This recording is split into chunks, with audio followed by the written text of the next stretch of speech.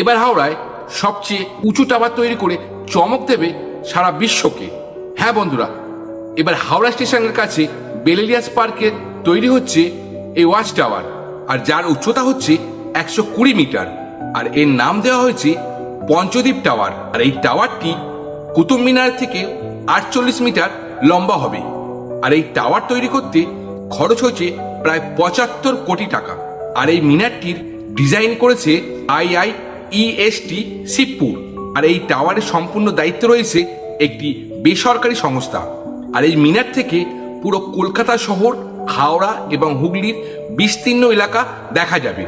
আর এই টাওয়ারে থাকছে ঝাঁ চকচকে ঘুরন্ত রেস্টুরেন্ট, যেখানে একসাথে 150 লোক বসে খাবার খেতে পারবে এবং হুগলি নদীর সৌন্দর্য উপভোগ করতে পারবেন।